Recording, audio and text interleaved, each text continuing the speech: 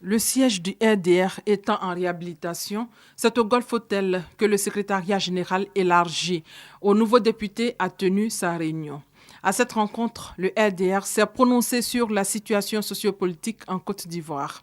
Pour le RDR, la paix civile est aujourd'hui un impératif pour tous. Et c'est au nom d'ailleurs de cette paix civile que le RDR et les autres partis membres du RHDP ont décidé depuis l'accession du président à la magistrature suprême de calmer le jeu politique.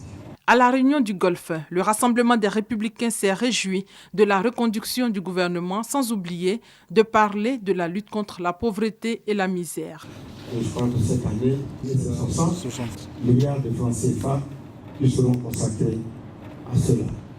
Au plan international, M. Soumaoro a salué les succès diplomatiques du président Alassane Ouattara, notamment l'arrivée de la secrétaire d'État américaine Hillary Clinton en Côte d'Ivoire, le déplacement du chef de l'État en France et son élection à la tête de la CEDEAO.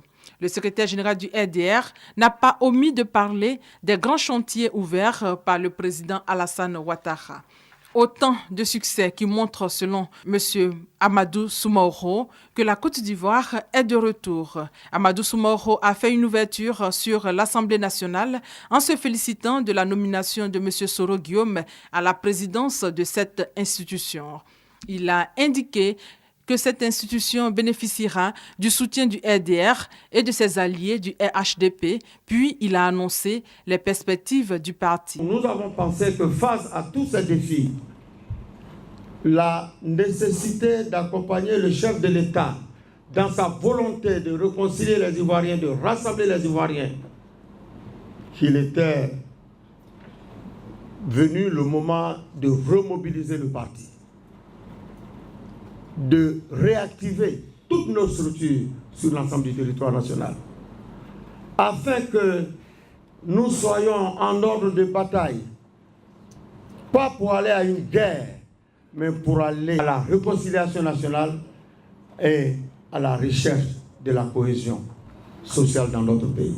Nous proposons aussi que face à l'agression inacceptable, dont parfois est victime le chef de l'État, son gouvernement, notre parti, nous avons décidé de renforcer le département de l'information et de la communication du parti.